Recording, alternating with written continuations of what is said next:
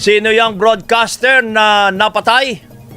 Yes, magandang umaga kabayan. Isang radio broadcaster nga yung pinaril at napatay. Sugatan ng isang mamamahayag at tatlo niyang kasama matapos tambangan sa barangay Masambong, Quezon City. Hanap buhay at yung paglilingkod sa bayan, yan ang ating mga mamamahayag. A Filipino journalist ang shot dead in PNP po ay Calbayog City naririto in upang Samar. magbigay Jesus Malabanan was killed in his home by Matapos tambangan ng batikang unidentified broadcaster at gunmen columnist na si Percival Mabasa o mas kilala bilang si Patay Percy ang Lapi. isang broadcaster Nangyari na ito sa binaril Barangay Talon, sa gitna ng kanyang live program sa loob pa mismo ng kanyang radio booth na nasa loob din ng kanyang bakuran.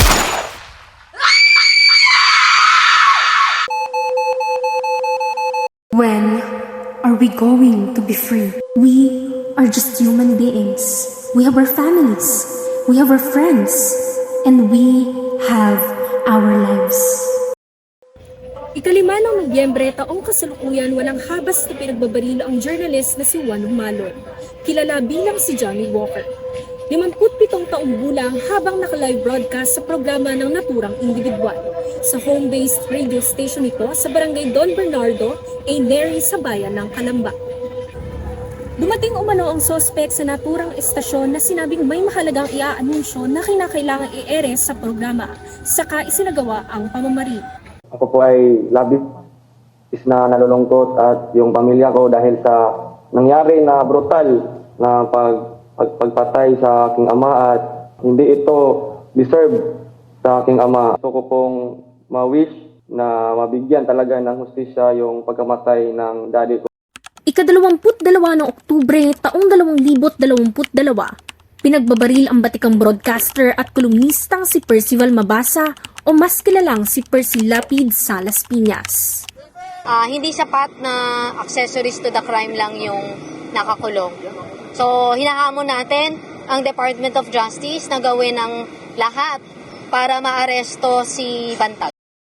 Ika-9 ng Disyembre taong 2021, patay ang mamamahayag sa Calbayog, Samar na si Jesus Malabanan matapos pagbabarilin ng mga hindi pa nakikilalang sospek.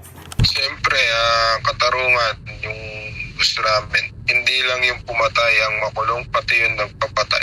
Father ko na napakabait na tao at wala silang karapatan na kumitil ng buhay ng kung sino man.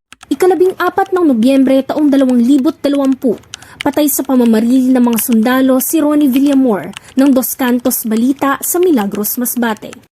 Ika-15 ng Hunyo taong 2010, pinatay sa pamamaril si Jovelito Agustin, isang broadcaster sa DZJC, Aksyon Balita, Lawag City, dahil umano sa kritisismo nito sa korupsyon sa naturang lugar. Ayon sa RCI, humigit kumulang 200 journalist na ang pinapatay sa Pilipinas mula 1986 hanggang sa kasalukuyang taon. Base rin sa artikulo ni Krisha Subing-Subing at Tina G. Santos, isang Pilipinas sa may mga kaso ng mga journalist na pinapatay na tila ba hindi pa nare-resolba. Sa katunayan, ayon sa Global Impunity Index, rank 7 ang Pilipinas sa mapanganib na bansa sa mga journalist, na kinabibilangan din ng Somalia, Syria, Iraq, South Sudan at Afghanistan.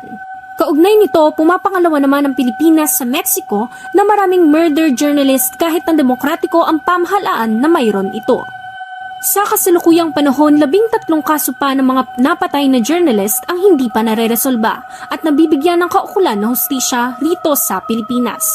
Kabilang narito ang kaso ni Renato Blanco at Percy Lapid.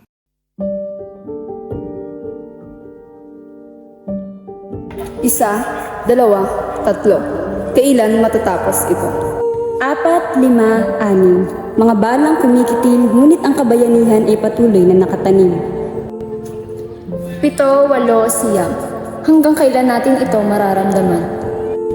10. Ilan pang mga broadcaster at mamamahayag ngayong kasalukuyan hanggang ating minuno?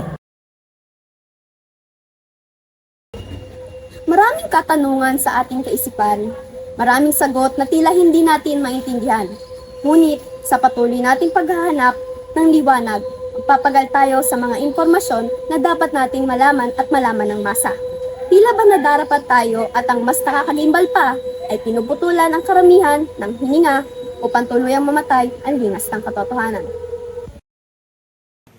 Lord, sana po makauwi ng ligtas ang aking tatay.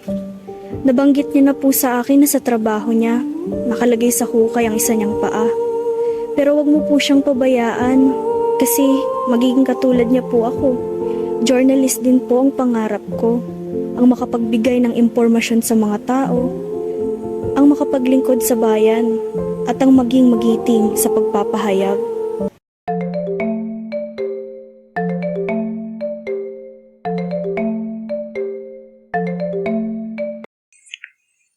Tay, nakauwi ka na ba?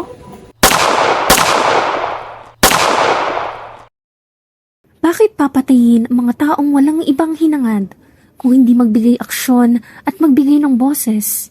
Makamit lamang ang bansang masagana at walang negatibong pamamalakad. Kailan kaya matatapos ito? Kapag ubos na tayo? Sino nga ba ang tunay nating kakampi?